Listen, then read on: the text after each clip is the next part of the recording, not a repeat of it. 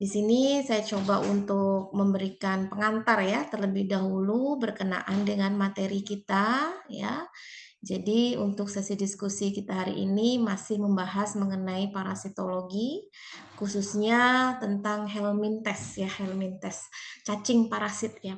Jadi saya sudah menjelaskan di awal bahwasanya memang tidak semua cacing itu berbahaya untuk kesehatan. Oleh karena itu yang akan kita bahas itu adalah khusus berkenaan dengan jenis cacing yang memang memberikan efek negatif untuk kesehatan ya, khususnya pada manusia. Itulah merujuk dari pengertian parasitologi itu sendiri ya.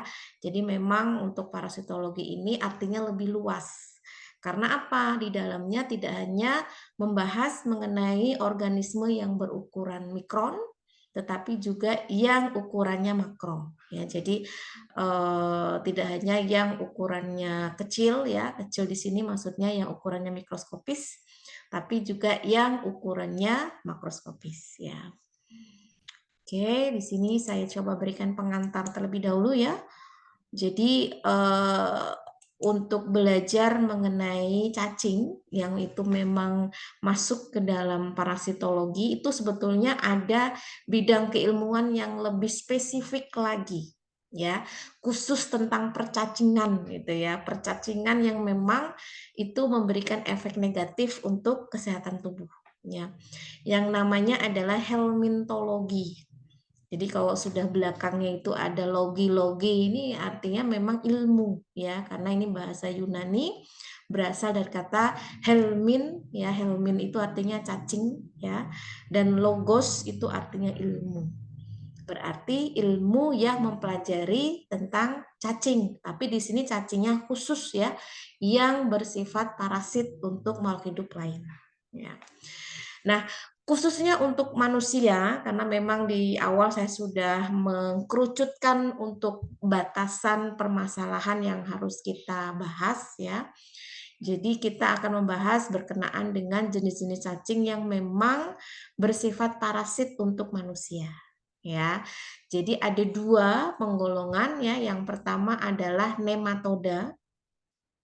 Ini yang akan kita review hari ini ya. Yang pekan lalu kita sudah membahas trematoda dan kestoda. Jadi ini adalah jenis cacing yang bisa digolongkan berdasarkan struktur tubuhnya. Kalau nematoda itu bentuk tubuhnya adalah bulat atau gilik ya. Sedangkan kalau trematoda dan kestoda yang itu masuk ke dalam golongan platyhelminthes berasal dari kata platy itu artinya datar, flat atau pipih. Nah, berarti memang struktur tubuhnya itu bentuknya pipih ya. Oke, itu pengantarnya ya.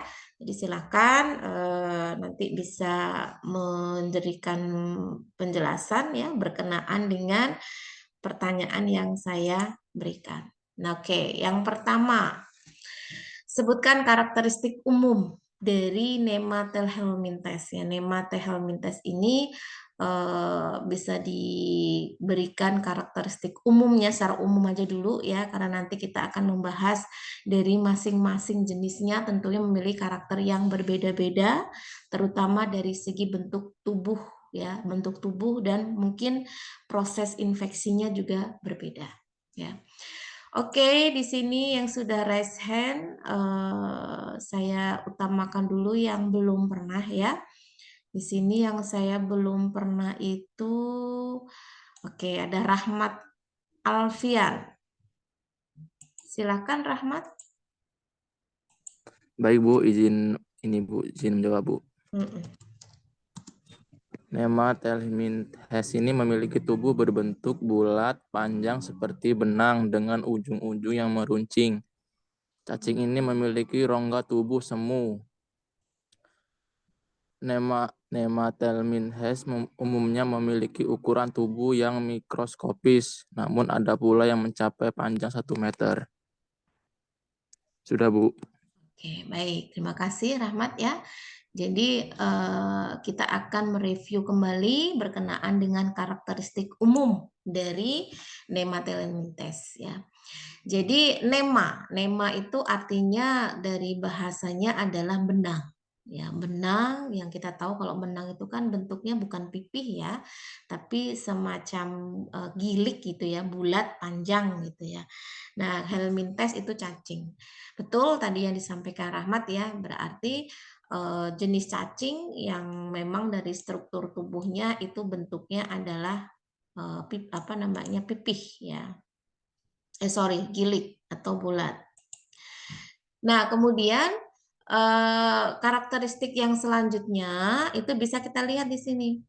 Bahwasanya memang Nemahhelminthes itu paling banyak ketika ada di dalam tubuh manusia yang memang bersifat parasit itu tadi ya, itu banyak berada di rongga usus. Makanya dikenal dengan istilah nematoda usus ya. Jadi memang suka hidupnya itu di sana. Berarti kan memang ini tidak lepas dari sistem pencernaan tubuh manusia. Karena sistem pencernaan tubuh manusia itu bisa dikatakan jalur yang paling mudah dilalui jenis-jenis parasit yang itu ada di lingkungan luar ya, masuk ke dalam tubuh manusia melalui mulut. Seperti halnya kita makan ya. Jadi kita bisa memasukkan makanan di dalam tubuh kita itu kan melalui mulut. Nah, sama halnya dengan jenis ini. Meskipun kita tahu bahwasannya cacing itu ketika masuk dalam tubuh kita itu bukan dalam bentuk cacing utuh. Ya kalau dalam bentuk cacing utuh siapa sih yang mau gitu ya makan cacing utuh gitu kan, apalagi hal yang menjijikkan begitu. Tapi tanpa kita sadari, ternyata bisa melalui mulut itu tadi ya, bukan dalam bentuk cacingnya, tapi dalam bentuk telurnya yang memang sifatnya adalah mikroskopis, tidak bisa kita lihat dengan mata tanpa bantuan mikroskop. Nah, ini yang bahaya. Tanpa kita sadari itu, ya. Nah, ada tempat-tempat yang memang sifatnya kotor ya, seperti tanah, air ya, itu bisa menjadi media untuk masuk ke dalam tubuh kita. Ya, makanya untuk penularannya, khususnya untuk nematoda usus ini, dikenal dengan istilah soil transmitted helminthes, artinya cacing yang ditularkan melalui tanah. Ya, hal yang mungkin bisa terjadi tanpa kita sadari. Apa saja yang masuk ke dalam nematoda usus ya? Di sini ada Ascaris lumbricoides ya, ada Necator americanus ya, ada Ankylostoma duodenale, ada Strongyloides stercolaris, ada Trichinella spiralis, ada Trichuris trichiura. Nah, ini nanti akan kita bahas satu persatu berdasarkan perbedaan struktur bentuk tubuhnya. Nah, ini konsepnya dulu harus kalian pahami ya, bahwasanya Nemahhelminthes itu adalah jenis cacing yang dilihat dari struktur tubuhnya yang bentuknya gilik atau bulat panjang ya, seperti benang. Oke. Next ya. Yang kedua, nah, tadi kan sudah disebutkan ya jenis-jenis dari Nemahhelminthes itu salah satunya yang pertama adalah Ascaris lumbricoides ya. Silahkan siapa yang akan memberikan penjelasan ya berkenaan dengan karakteristik dari Ascaris lumbricoides ya. Di sini yang sudah raise hand siapa ini? Belum ada. Oh, sorry ada. Adinda. Ada Adinda? Ada, Bu. Oke, silahkan Adinda. Ciri-ciri Ascaris lumbricoides itu kayak bentuknya oval panjang. Terus ukuran panjangnya 88 sampai 94 mikro dan lebarnya 40 sampai 45 mikro. Terus dinding dua lapis lunak berkelok-kelok sangat kasar tidak teratur. Cukup? Sudah, cukup. Oke. Dari segi morfologi sudah dapat, tetapi belum disebutkan apa sih Ascaris lumbricoides itu, jenis cacing apa kalau bahasa lokal kita ya. Kemudian dia menginfeksi apa, nah itu belum ya. Silakan mungkin ada yang ingin menambahkan boleh. Biar lebih jelas ya. Oke, di sini ada Fitria. Silakan Fitria mau menambahkan. Untuk karakteristik Ascaris lumbricoides itu disebut juga cacing gelang. Menurut dari WHO, lebih dari 10% populasi dunia terinfeksi cacing, yang paling banyak disebabkan oleh cacing gelang. Cacing jantan yang berukuran 10-30 cm dan betina berukuran 22-35 cm. Dan stadium dewasa hidup di rongga usus halus. Seekor cacing betina dapat bertelur 100 sampai 200 butir sehari. Telur yang dibuahi dan yang tidak dibuahi. Dalam lingkungan yang sesuai, telur yang dibuahi berkembang menjadi bentuk infektif dalam waktu kurang lebih 3 minggu, dan telur yang telah dibuahi berukuran panjang antara 60 sampai 75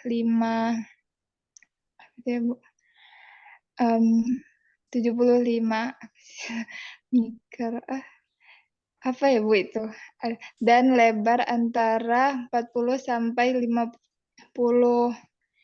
mikro. Udah Bu. Oke, baik. Terima kasih Fitria ya. Jadi memang kalau kita menyebutkan makhluk hidup ya, entah itu tumbuhan, hewan di sini mungkin seperti cacing kan termasuk golongan hewan ya, atau jenis mikroba, itu memang kita seringkali untuk membuat dia sifatnya bahasanya atau katanya baku begitu ya secara internasional, kita memang menggunakan istilah bahasa Latin ya. Jadi kalian juga harus familiar ya dengan istilah nama Ascaris lumbricoides ya. Meskipun ini sebetulnya adalah jenis cacing yang maksudnya itu. Nah, itu ya. Jadi memang kalian harus paham juga atau ngerti juga bahasa lokalnya. Nah, ini juga berlaku ya untuk jenis makhluk hidup yang lain. Seperti tumbuhan, itu pun juga begitu. Jadi ada jenis-jenis tumbuhan yang memang harus kalian pahami nantinya ya, yang itu dilihat dari bahasa Latinnya. Nah, nanti pasti kalian ketika mencari di Google ya, apa sih maksudnya ini? Nah, pasti kalian akan familiar. Oh, alah ini tuh jenis tanaman ini. Nah, itu ya. Jadi memang banyak di antara kita yang sebenarnya tahu ya nama apa jenis tanamannya apa, tapi mungkin kita belum familiar ya berkenaan dengan nama Latinnya. Nah, sama dengan jenis cacing ini ya. Jadi kalau awal-awal kalian masih bingung apa sih Ascaris lumbricoides gitu ya. Tadi betul ya sudah dijelaskan disebutkan oleh Fitria bahwasanya Ascaris lumbricoides ini adalah jenis cacing gelang. Kenapa dikatakan gelang ya? Coba dilihat kayak gelang ya. Semoga tidak mengganggu nafsu makan kalian ya, atau mungkin ada yang sampai kebayang-bayang gitu karena kita kalau belajar mengenai helmintologi itu sesuatu yang menjijikkan sebetulnya ya. Jadi memang ini adalah jenis cacing parasit yang bisa hidup di tubuh manusia, lebih spesifiknya ada di organ usus. Nah, ini adalah contoh jenis cacing. Tadi yang ukurannya lebih besar atau lebih panjang yang betina atau jantan?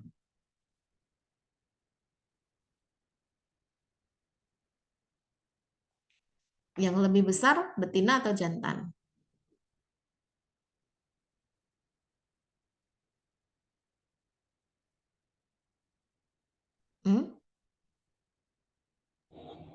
Betina, Bu. Yang betina ya. Jadi yang lebih besar ini yang betina. Ini kan sudah ada nih keterangannya di sini ya. Female ini male ya. Jadi yang lebih panjang itu yang punya betina ya. Nah, ini adalah contoh ya. Contoh ini nyata ini, foto nyata yang memang diambil dari usus manusia yang dipotong, yang memang harus dipotong. Kenapa? Karena memang cacingnya sudah gede-gede segini, jadi memang harus dikeluarkan ya, atau mungkin dilakukan operasi seperti ini ya. Ini adalah jenis cacing gelang yang masuk ke dalam saluran pencernaan manusia. Nah, kemudian kita tahu bahwasannya ya cacing yang ukurannya lebih besar itu adalah ukuran betina ya dibandingkan dengan ukuran jantan. Kemudian dia proses masuk ke dalam tubuh manusia itu dalam bentuk telur ya, telur yang memang bisa mungkin bersamaan dengan makanan yang sudah terkontaminasi begitu, yang sudah kotor, sehingga di situ ada telurnya. Kenapa kita tidak bisa melihat telur dari cacing gelang? Lihat saja dari segi ukurannya, ya. Tadi kalau belum bisa menyebut ini apa, ini tuh kan sebetulnya ukuran mikron, ya. Jadi ukuran telur itu di antara 60 sampai 75 mikro. Nah, ini kalau tidak menggunakan mikroskop, kita tidak bisa melihat. Jadi wajar saja kalau memang bisa masuk ke dalam tubuh kita tanpa kita sadari. Makanya pola hidup sehat, higienis itu harus diutamakan. Jangan sampai nanti tanpa disadari telur itu masuk dalam tubuh kita, akhirnya bisa berkembang, ya, bisa tumbuh di usus halus kita sehingga bisa membentuk cacing-cacing dewasa, gitu ya. Kemudian satu hal lagi yang berkenaan dengan telur cacing, ya. Kenapa ini penting banget kalian pahami, ya, jangan sampai nanti kita itu apa namanya, terinfeksi lagi, ya, dalam jumlah yang banyak. Kalau sekarang sih alhamdulillah berdasarkan laporan-laporan baik itu dari WHO ataupun dari Dinas Kesehatan gitu ya, karena sudah banyak masyarakat kita yang sadar akan kesehatan, jadi prevalensinya tuh menurun ya. Jadi jumlahnya itu tidak sebanyak dulu-dulu yang mungkin banyak masyarakat kita yang belum paham mengenai cara hidup sehat ya. Karena apa? Karena ini mudah sekali ditemukan pada tempat-tempat yang kotor, yang kumuh ya, yang mungkin banyak selokan, yang mana saluran airnya itu begitu dekat dengan saluran pembuangan limbah manusia ya. Dalam hal ini limbah manusia maksudnya feses gitu ya. Dan satu hal lagi bahwasanya memang telur dari cacing ini itu tahan akan bahan-bahan kimia ya. Jadi dia itu tahan terhadap desinfektan. Bahaya sekali ya. Artinya mikroba aja kalah ya. Mikroba aja ketika diberikan desinfektan kan mati itu. Kalau telur bisa bertahan ya. Artinya memang ini menjadi PR tersendiri ya, bagaimana caranya kita bisa hidup sehat ya. Oke, kemudian yang kedua, sebutkan dan jelaskan faktor risiko ya, faktor risiko dari Ascaris lumbricoides ya. Silakan siapa yang akan memberikan jawaban untuk pertanyaan?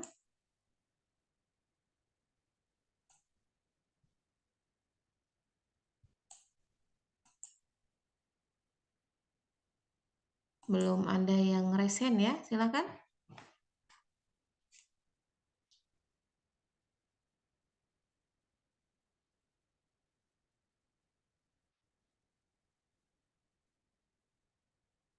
Mei, Bu. Oke, silakan Mei.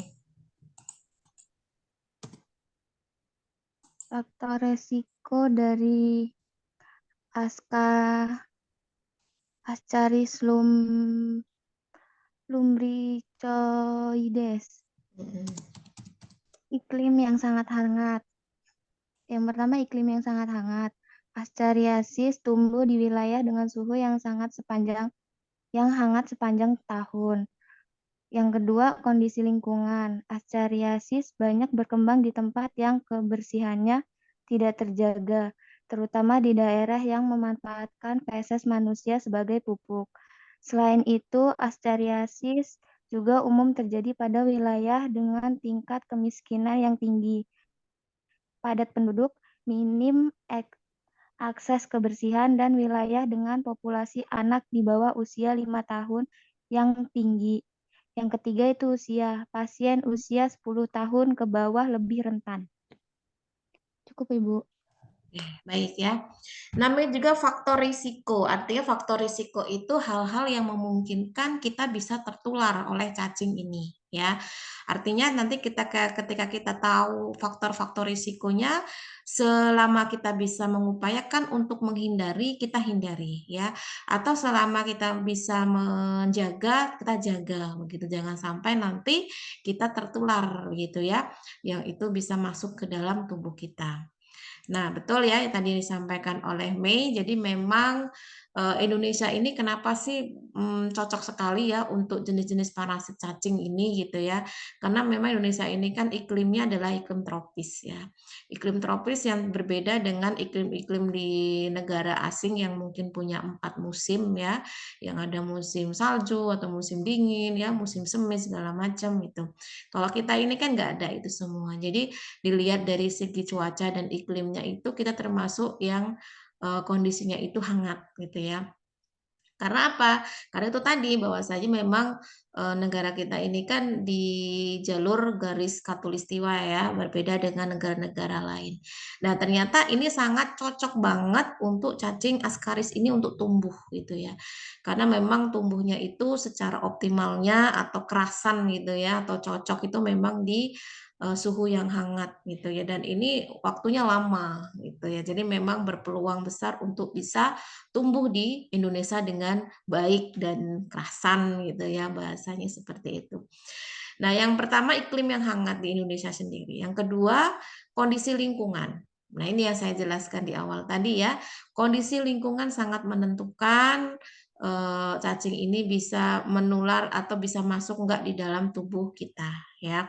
Karena lingkungan yang sanitasinya buruk atau sanitasinya tidak baik ya, kemudian banyak masyarakat yang mungkin membuang limbahnya atau BAB-nya gitu ya di tempat yang itu airnya digunakan oleh banyak orang atau mungkin di tempat sembarangan yang tidak di jamban atau tidak di WC begitu ya. Kalau dulu zaman mungkin orang tua kalian ya, istilah pemerintah itu ikut terlibat dalam pembangunan jamban itu masih terjadi gitu ya. Kalau sekarang mah alhamdulillah masyarakat kita sudah mandiri membuat jambannya masing-masing ya. Kalau dulu enggak, kalau dulu itu didatengin rumah warga ya, ditanyain punya jamban apa enggak, kalau enggak nanti akan didata, kemudian diberikan bantuan untuk membuat jamban yang memang layak gitu ya. Ada mereka, tapi tidak layak gitu. Tidak layak itu maksudnya apa? Satu, jaraknya terlalu dekat dengan pemukiman, itu satu ya. Yang kedua, jaraknya dekat dengan saluran air yang digunakan untuk mereka sehari-hari. Ya dekat sih nggak apa-apa, tapi pastikan jangan sampai, dia bisa ikut merembas gitu ya, ikut merembes di air gitu, air yang memang digunakan untuk sehari-hari, entah itu untuk nyuci, entah itu untuk makan, minum, segala macam gitu ya.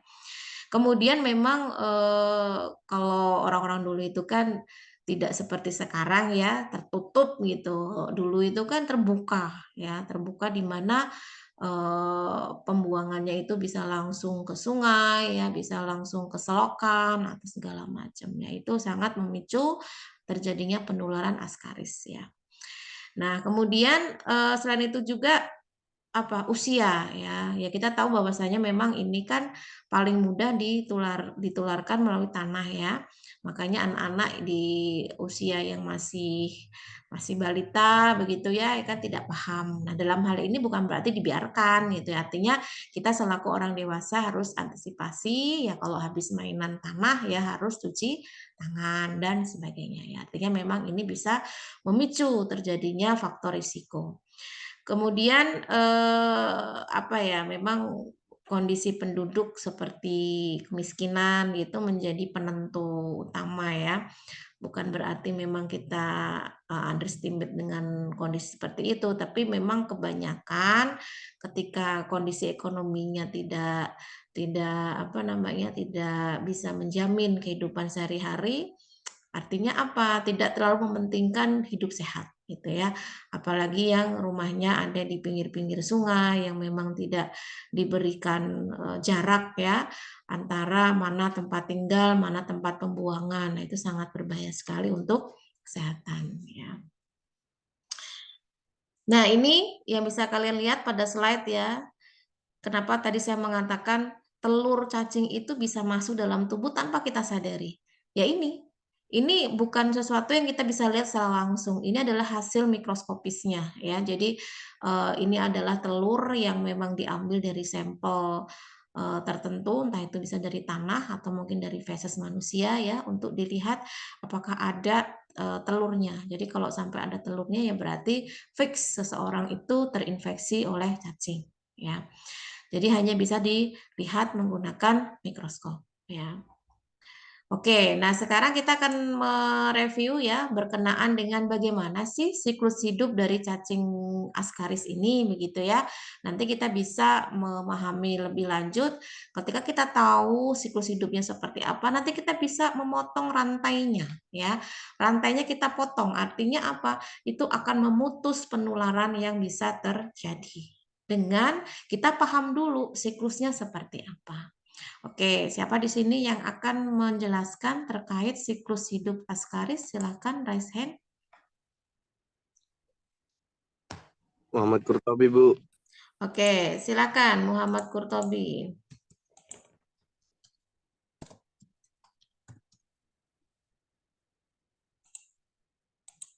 Berdasarkan gambar ini ya, silakan. Kan udah ada angkanya nih.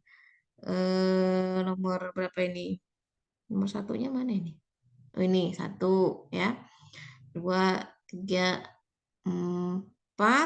Mana 4? 4 ya. 5, 6, 7. Silakan. 1. Ascaris dewasa di usus halus. Kemudian nomor 2, telur keluar bersama feses. Ketiga, telur berkembang menjadi embrio. Keempat, manusia tertular telur Ascaris melalui mulut. Nomor 5, telur menetas menjadi larva di usus halus. Kemudian larva keluar dari usus halus bermigrasi ke jantung dan paru-paru. Yang ketujuh ini dari paru-paru masuk ke faring atau kerongkongan dan masuk kembali ke saluran pencernaan. Kemudian tumbuh dewasa di usus halus. Oke, cukup? Cukup, Bu. Oke, baik ya. Jadi betul, jadi itulah perjalanannya kalau sampai kita bisa tertular ya. Kira-kira menurut Kurtobi kalau kita ingin memutus rantainya, di mananya yang kita bisa putus?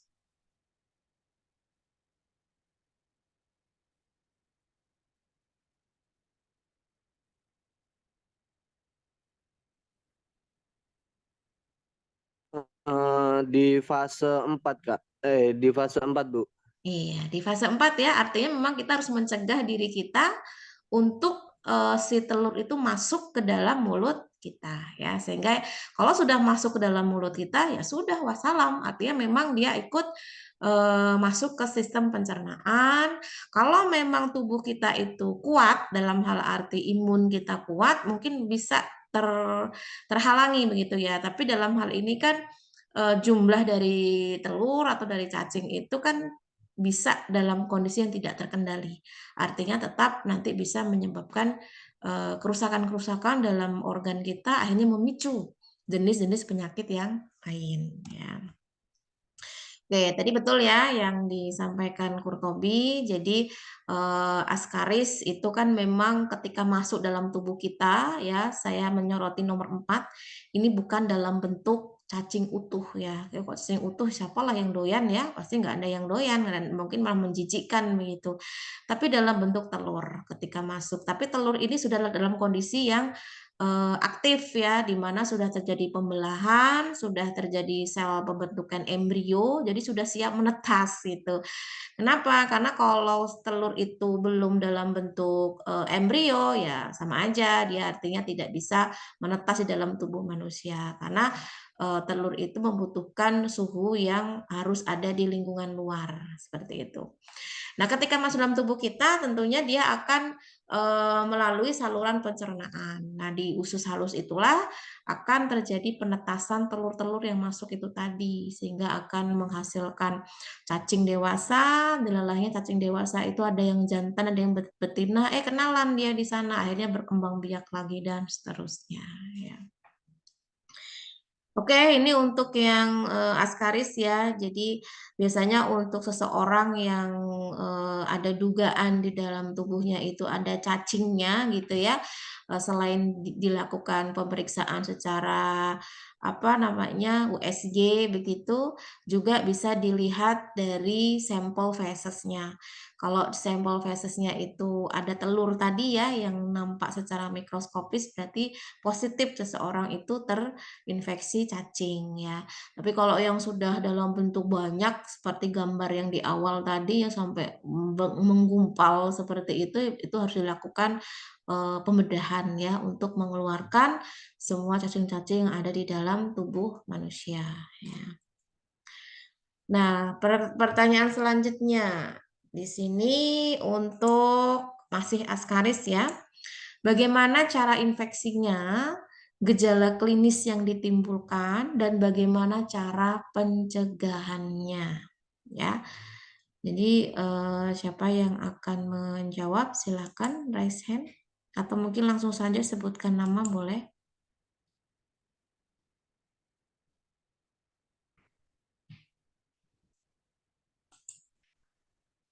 Silakan.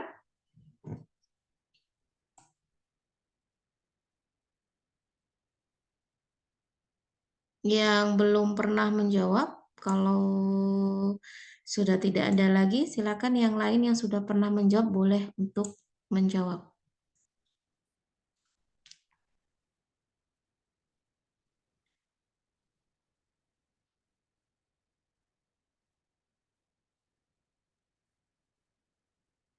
Mei boleh jawab lagi nggak, Bu? Oke, boleh. Silakan, Mei.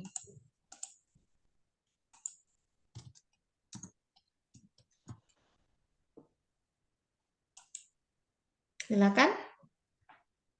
Cara infeksi, masuknya telur infeksi ke dalam mulut bersama makanan atau minuman yang tercemar. Tertular telur melalui tangan yang kotor atau telur infeksi terhirup udara. Pada keadaan ini, larva cacing menetes di mukosa jalan napas bagian atas untuk kemudian langsung menembus pembuluh darah dan memasuki aliran darah. Ini dijawab semua, Bu. Oke, untuk yang cara infeksi ya. Kemudian yang gejala klinis boleh yang lainnya? Silakan.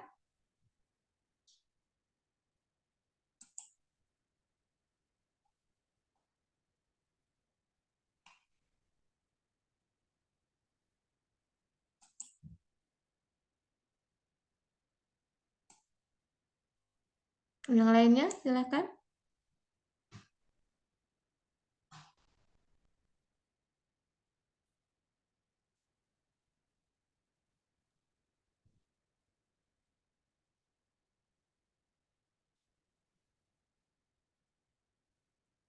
Nggak ada ini?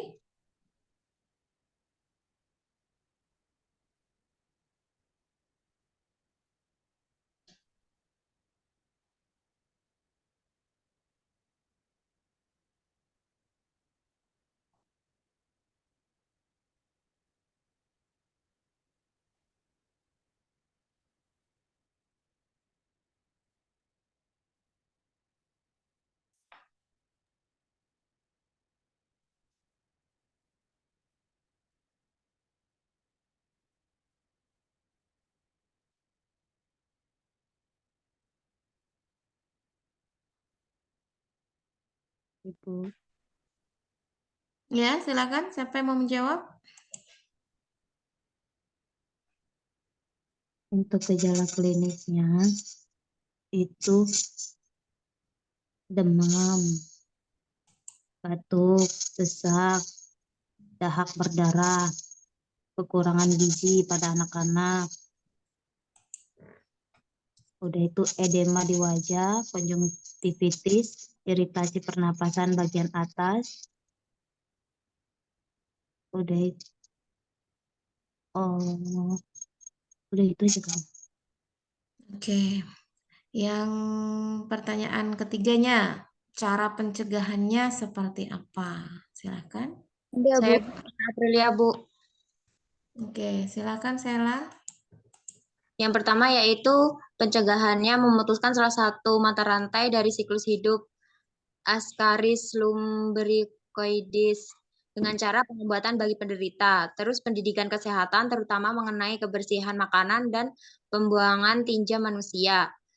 Selanjutnya, membuang air besar tidak sembarangan tempat. Yang terakhir yaitu mencuci tangan sebelum makan, memasak makanan atau sayuran, dan meminum air yang bersih atau air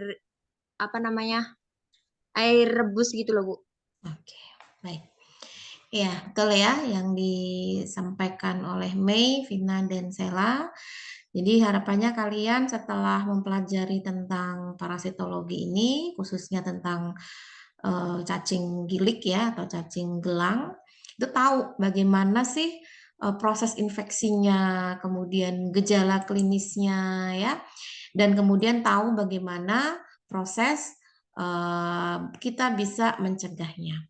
Tadi untuk cara infeksi sudah dijelaskan juga ya di siklus hidupnya bahwasanya memang jalur masuknya itu bisa melalui sistem pencernaan yaitu mulut ya.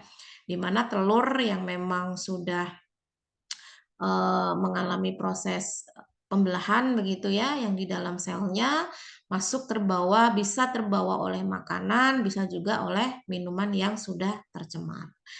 Akhirnya ikut tertelan begitu ya.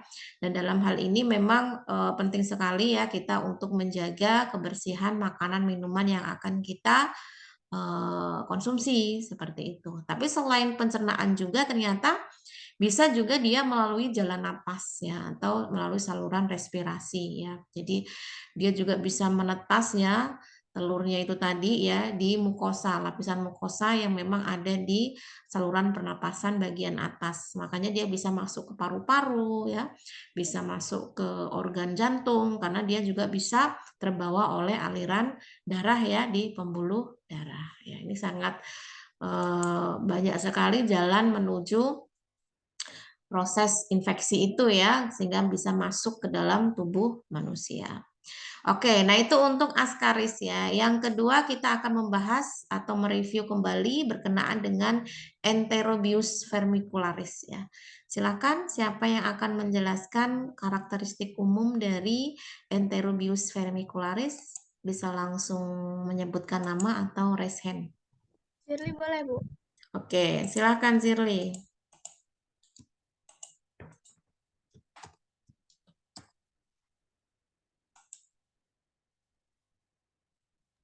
Baik Bu, izin menjawab ya Bu ya.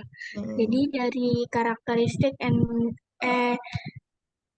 Enterobius vermicularis atau cacing kremi itu adalah yang pertama dia itu hidup di dalam serkum atau bagian usus besar dan sekitar appendix manusia. Terus untuk bertelur, cacing betina itu bermigrasi pada sekitar anus. Terus cacing kremi berwarna putih dan berukuran kecil. Untuk cacing betina itu ukurannya 13 mm. Untuk cacing jantan untuk ukurannya itu 5 mm. Ekor cacing betina itu lurus dan runcing, sedangkan yang jantan ekornya melingkar seperti tanda tanya. Kopulasi antara cacing jantan dan betina itu terjadi di serkum. Cacing jantan jarang dijumpai karena setelah kopulasi akan segera mati. Produksi telurnya sebanyak 11.000 butir per selama 2-3 minggu, sesudah itu cacing betina akan mati. Terus yang telurnya itu berbentuk asimetrik, tidak berwarna, mempunyai dinding yang tembus sinar dan berisi larva yang hidup. Terakhir itu ukuran telurnya itu kurang lebih 30 mikro dikali 50 sampai 60 mikro. Sekian Bu. Oke, baik. Ya, sebetulnya cacing ini juga bukan yang asing ya buat kita gitu ya. Jadi kalau bahasa lokalnya itu disebut sebagai cacing kremi gitu ya. Ini seringkali ya dialami oleh anak-anak begitu ya, yang bahkan kalau ada orang-orang dulu itu katanya kalau kita habis makan apa itu kelapa ya, kelapa parut itu katanya bisa menyebabkan cacing kremi. Nah, itu hoax ya. Jadi bukan disebabkan karena kita makan parutan kelapa ya, tapi karena memang sanitasi yang kurang baik atau buruk gitu ya. Karena memang kalau yang berkenaan dengan cacing parasit ini rata-rata karena kondisi lingkungan yang tidak bagus gitu ya. Jadi memang ini bisa memicu terjadinya penularan ya masuk ke dalam tubuh manusia. Ya, jadi karakteristik umum tadi sudah dijelaskan ya oleh Zirli. Jadi kalau dilihat secara mikroskopis itu bentuknya seperti ini. Ya. Jadi ini adalah telur, ini telur yang menetas ya, jadi membentuk larva, kemudian membentuk cacing dewasa begitu. Ada cacing betina sama cacing jantan. Jadi sama juga dengan yang cacing askaris yang sebelumnya ya. Jadi ukuran cacing betinanya jauh lebih panjang dan besar ya dibandingkan dengan cacing jantannya. Nah, ini realnya nih. Jadi kalau diamati menggunakan mata kita itu bentuknya seperti ini ya. Mungkin jauh lebih tipis lagi karena memang tidak di zoom ya. Jadi apa namanya ukurannya dia seperti parutan kelapa itu tadi ya. Jadi mungkin banyak orang dulu itu menyebutnya karena kita makan parutan kelapa jadi cacing kremian begitu ya. Nah, ini memang erat juga kaitannya dengan sistem pencernaan. Bedanya dengan yang askaris tadi, kalau askaris tadi itu kan di usus ya, proses dia berkembang untuk menjadi cacing dewasa. Tapi kalau cacing kremi itu ada di bagian usus besar. Tapi nanti kalau dalam proses bertelur itu dia akan menuju ke anus. Makanya biasanya bagi mereka yang terinfeksi cacing kremi ini akan merasakan gatal yang sangat luar biasa itu di area anus pada malam hari ya. Kenapa pada malam hari? Karena pada umumnya cacing kremi itu akan keluar untuk bertelur ya di anus itu pada malam hari ya. Jadi ini adalah proses alami yang dilakukan oleh cacing enterobius itu untuk bisa bertelur gitu ya. Akhirnya itu akan menimbulkan efek tertentu untuk tubuh kita sehingga akan menimbulkan rasa gatal yang luar biasa ya. Jadi kalau dalam kondisi tidur itu kan kita menggaruk itu kan tidak disadari ya, akhirnya bisa memicu luka ya, yang akhirnya memicu infeksi lain ya, infeksi mikroba dan sebagainya. Nah, kemudian kalau diamati secara siklus hidupnya ya, jadi kita akan mereview kembali berkenaan dengan siklus hidupnya di sini. Silakan siapa yang akan memberikan penjelasan berkenaan dengan siklus hidup. Bisa langsung sebut nama atau raise hand, silakan.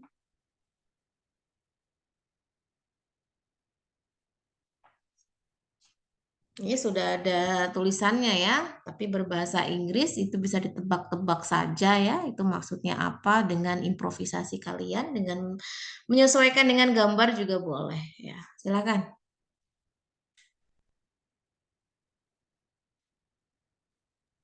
Zirli lagi boleh nggak, Bu? Oke, sebelum Zirli mungkin saya tawarkan dulu sekali lagi untuk yang lain dalam hitungan ketiga. 1, 2, 3. Oke, silakan Zirli. Baik, Bu. Izin menjawab ya, Bu ya. Jadi siklus hidup dari Enterobius vermicularis itu yaitu yang pertama manusia itu sebagai Hospes tanpa perantara. Telur yang masuk ke mulut atau jalan napas itu masuk ke dedonum untuk menetas. Selanjutnya, telur itu diletakkan di daerah sekitar perianal dan perianal. Dalam waktu 6 jam sudah menjadi telur yang infektif untuk manusia lain. Yang selanjutnya itu larva rhabditiform kemudian akan tumbuh menjadi cacing dewasa di jejunum dan bagian atas uleum.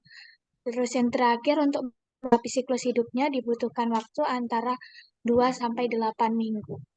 Oke. Bu. Baik ya. Jadi sudah dijelaskan tadi bahwasanya memang sama halnya dengan askaris tadi ya. Jadi masuk ke dalam tubuh kita itu tidak melulu melalui mulut tapi juga melalui jalan napas juga ya. Jadi bisa melalui saluran pernapasan juga bisa melalui saluran pencernaan. Nah, dalam hal ini yang perlu kita pahami bahwasanya lokasi tempat si cacing kremi ini untuk bisa tumbuh menjadi cacing dewasa itu memang berbeda ya dengan cacing askaris ya. Jadi memang kalau untuk cacing kremi ini dia banyak tumbuh di usus halus ya. Kemudian untuk proses dia bertelur itu tidak di situ. Tapi dia akan bermigrasi ke anus untuk meletakkan telur-telurnya. Seperti itu ya. Jadi ini adalah proses hidup atau siklus hidup dari cacing kremi ya. Oke, nah sekarang silakan siapa yang akan menjawab bagaimana cara infeksinya, gejala klinisnya bagaimana, dan pencegahannya seperti apa. Ini membutuhkan 3 mahasiswa ini ya, cara infeksinya, gejala klinisnya, dan pencegahannya seperti apa. Silakan yang pertama yang mau menjelaskan berkenaan gejala infeksi, cara infeksinya, disilakan. Suaminya boleh Bu. Oke, silakan Vina. Pertama, infeksinya itu melalui autoinfeksi. Misalnya itu dari penularan dari tangan ke mulut atau alas tempat tidur atau pakaian dalam penderita yang tercemar telur infektif. Yang kedua, melalui pernapasan, yaitu dengan menghisap udara yang tercemar cacing infektif. Dan yang ketiga, retroveksi. Retroveksi itu penularan yang terjadi pada penderita sendiri oleh karena larva yang menetas di daerah periantal mengadakan migrasi ke dalam usus penderita dan tumbuh menjadi cacing dewasa. Sudah Bu, untuk infeksinya. Baik, yang kedua gejala klinisnya silakan siapa?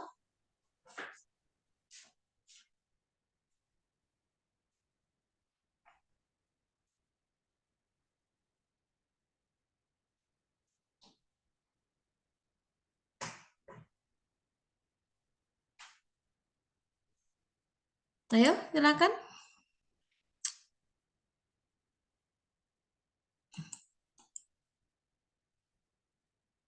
Tidak ada?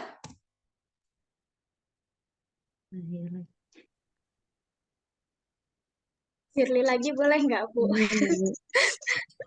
Jadi cuma ganti-gantian ini, nggak tahu nih, yang lain pada kemana ini? Iya, Bu. Tidur apa gimana ini? Gejala klinisnya Bu. Aduh, silakan Shirley. Gejala klinis dari cacing cacing kremi itu yaitu cacing dewasa jarang menimbulkan kerusakan jaringan, melainkan gatal-gatal jika digaruk akan menyebabkan infeksi. Gatal-gatal tersebut menimbulkan gangguan tidur bagi penderitanya.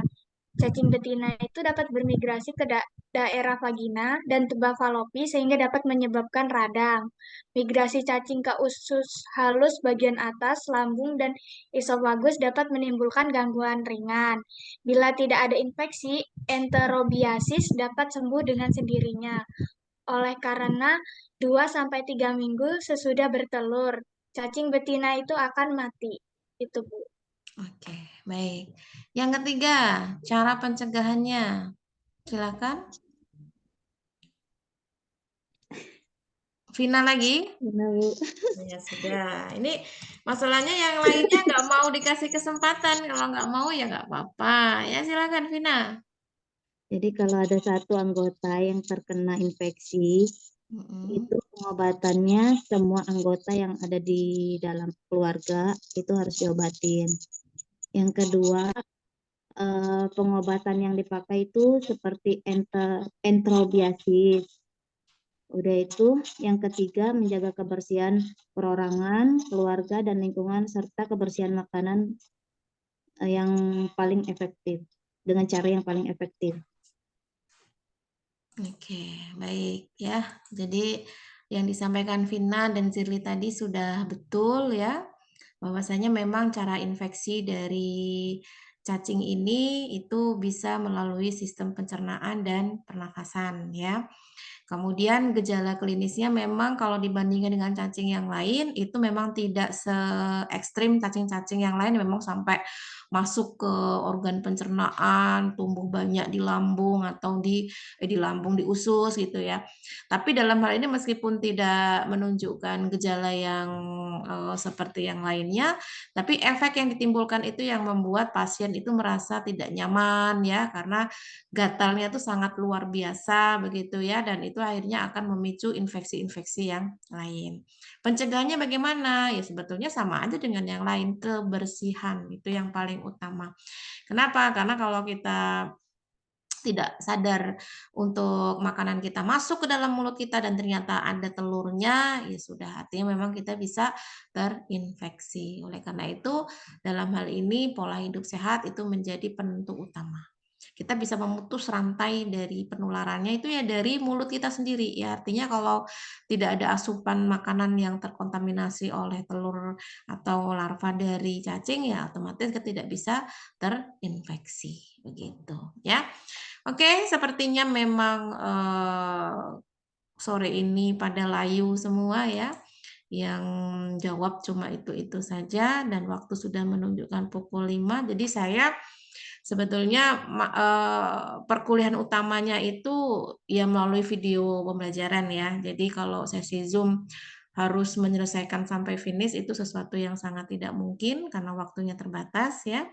Dan lebih utamanya kalau saya itu sesi Zoom itu digunakan untuk sesi tanya jawab seperti ini.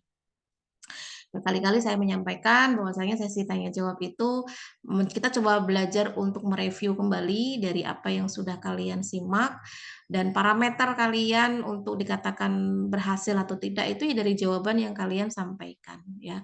Dan dalam hal ini juga kan saya tidak pernah meminta kalian untuk menjawab yang 100% benar kan enggak ya. Artinya bisa kalian jawab semampunya, bisa juga membaca dari apa yang sudah kalian simak dan saya tidak akan menyalahkan, "Oh ini salah," enggak ya, saya terima saja dan jawabannya alhamdulillah kan yang disampaikan benar semua gitu ya. Artinya memang kalian mencatat dan menyimak dengan baik dan tinggal membaca aja, sebetulnya hanya itu ya. Tapi ternyata tidak semua mahasiswa itu bisa gitu ya, bisa untuk melakukan hal demikian padahal sudah mudah banget. Ya oke lah ya, itu pilihan dari mahasiswa sendiri. Saya sudah mencoba untuk memberikan space untuk kalian bisa menunjukkan kreativitas dalam perkuliahan Zoom ya. Artinya ya sudah itu pilihan dari kalian sendiri ya. Oke, mungkin untuk pertemuan kita hari ini cukup ya. Sisanya silakan dipelajari lagi dari materi yang saya share-kan ya. Itu nanti akan menjadi bekal kalian untuk menjawab pertanyaan-pertanyaan pada saat ujian akhir semester ya. Dan untuk pertemuan kita hari ini kita cukupkan untuk sesi diskusi atau sesi tanya jawab materi tentang nema Helminth ya.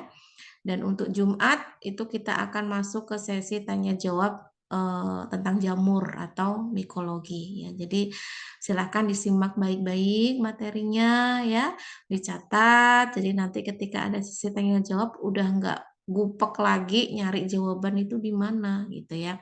Tinggal baca aja. Ya, tinggal baca aja, tinggal jawab aja.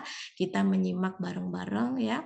Bagus tadi penjelasannya semuanya ya, bahkan tadi penjelasan tentang siklusnya bisa menjelaskan dengan baik itu kan artinya kalian bisa menyimak dengan baik ya dan tidak salah paham terkait penjelasan yang sudah disampaikan gitu. Oke, mungkin serasa cukup ya untuk pertemuan kita hari ini.